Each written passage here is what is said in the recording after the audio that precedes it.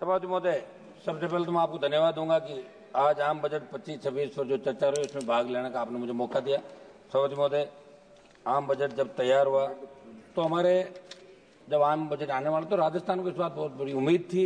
हम किसी राज्य के खिलाफ नहीं, बिहार को बहुत कुछ दिया। पिछली बार भी जहाँ जहाँ चुनाव थे आंध्रा के अंदर, चुनावी समय के अंदर सरकार उन क्षेत्रों का ध्यान रखती है, लेकिन राजस्थान के अंदर विशेष बजट का आवंटन, विशेष राज्य का दर्जा। और एक सभापति महोदय, मेरी सबकी भी इच्छा रहती है कि जब बजट आता है देश का, उस समय अगर प्रत्येक सांसद से बात की जाए, संवाद किए जाए। कोई जरूरी नहीं कि आप सांसद की बात माने, लेकिन अगर संवाद किए जाए उसके बाद अगर देश का बजट है तो निश्चित रूप से बहुत अच्छा बजट देश के अंदर आ सके। नई पहल मोदी जी को करनी चाहिए, हर मामले में नई पहल की बात करते हैं। आंकड़ों के माया जाल के अंदर उलझा के रख देना और फिर उसी तरह के हालात दिन ब दिन बढ़ते जाना। हाल ही के वर्षों में सूखा, बाढ़, ओलावृष्टि, अतिवृष्टि, चक्रवात जैसी आपदाओं की संख्या बढ़ी, लेकिन सरकार ने किसानों को राहत देने के बजाय उनका बीमा कवर घटा दिया। सभापति महोदय, लागत बढ़ने और उचित समर्थन मूल्य न मिलने के कारण किसान पहले से ही संकट में है और इस बजट में भी उनकी समस्याओं का समाधान नहीं किया गया। मेरी मांग है कि एमएसपी पर गारंटी कानून बने जाए, पीएम फसल बीमा योजना में खड़ी फसलों को सम्मिलित किया जाए, इनको निकाल दिया। और कृषि आदान अनुदान की सीमा राजस्थान के परिप्रेक्ष्य में 2 हेक्टेयर से बढ़ाकर 5 हेक्टेयर की जाए। साथ ही सूखा विकास कार्यक्रम आने वाले जिलों में 5 हेक्टेयर भू धारिता वाले किसानों को भी लघु सीमांत किसानों की श्रेणी में शामिल किया जाए। सभापति महोदय, किसानी मैं ग्रामीण परिवेश से आता हूँ, किसान का बेटा हूँ और निश्चित रूप से बड़े किसान आंदोलन भी किए। देश के कुल कृषि बजट से 20 गुना ज्यादा तो किसान पे कर्जा है। 32 लाख करोड़ से ज्यादा किसान पे कर्जा। भी एक सवाल के जवाब के अंदर आप लोग बता रहे थे, कर्ज माफी की योजना बनाने से आपने इनकार किया, एमएसपी गारंटी कानून बनने की मांग को आपने नजरअंदाज किया। आप फसल बीमा योजना के पिछले 7 वर्षों में सबसे कम आवंटन इस बजट में किया गया है। मेरी मांग है कि जब वित्त मंत्री जवाब दे तो फसल बीमा योजना से बाहर निकालकर सरकार ने आपने इसके अंदर फसल बीमा का दायरा बढ़ाए और प्राकृतिक आपदाओं को आपने फसल बीमा से बाहर निकाल दिया और ये मैसेज दिया कि आप सिर्फ जुमलेबाजी करते हैं। और इसका वित्त मंत्री जी, किसान, एमएसपी, गारंटी कानून और फसल बीमा, इसके अंदर आप निश्चित रूप से पूरा ये देश को बताएं। आप लोग ग्रामीण अर्थव्यवस्था की अनदेखी, मनरेगा का बजट, बेरोजगारी बढ़ रही है, नरेगा में मजदूरी करके लोग अपना पेट पाल रहे हैं, लेकिन इस बार बजट को आपने कोई बढ़ाया नहीं मनरेगा के अंदर। तो मनरेगा का बजट भी आप बढ़ाएं, क्योंकि ग्रामीण अर्थव्यवस्था मनरेगा के ऊपर ही टिकी हुई है। सभापति महोदय, स्वास्थ्य क्षेत्र के अंदर की कोविड के बाद जिस तरह के हालात देश के अंदर बने थे, ये भारत का स्वास्थ्य बजट जीडीपी का मात्र 3.3%, जबकि वैश्विक मानक 5.6% का होता है। तो ग्रामीण इलाकों में प्राथमिक स्वच्छता केंद्रों की स्थिति दयनीय है।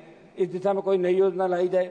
मैं सदन के अंदर एक बताना चाहूंगा, जब दिल्ली में स्थित देखिए किस तरह हमारे पद खाली, कोविड-19 के बाद भी जब पद ही खाली है तो कहां से स्वास्थ्य सेवाएं ठीक होगी।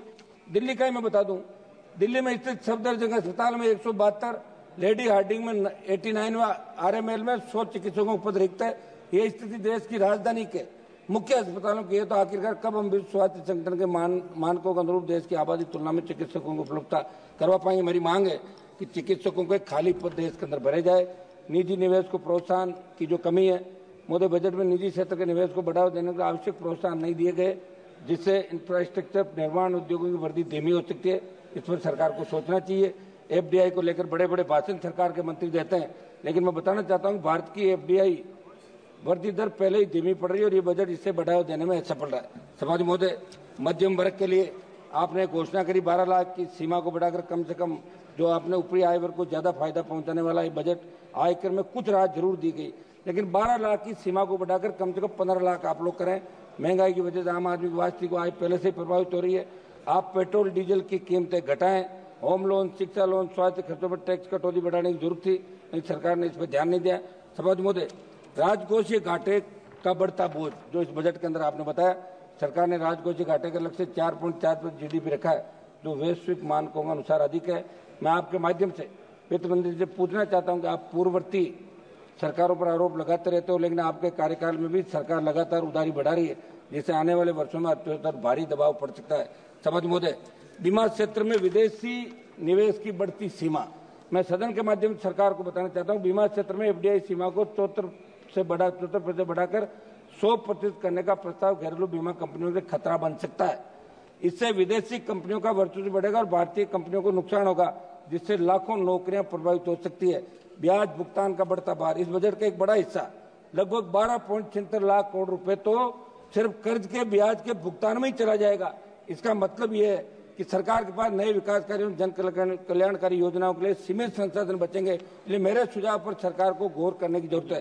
सभापति महोदय, मेरे इलाके की महंगाई नियंत्रण की मैं बात करूंगा। सभापति महोदय, देश में बढ़ती महंगाई की मार, इसको कैसे कम किया जाए, कुछ मैं मेरे इलाके पाऊंगा। सभापति महोदय, लाइम स्टोन प्रचुर मात्रा के अंदर नागौर, जोधपुर, मारवाड़ के अंदर निकलता है, लेकिन हमारे लाइम स्टोन के छोटे पट्टे किसानों को दिए जाए, खनिज नीति में बदलाव किया जाए, ये हमारी मांग रहेगी सरकार से।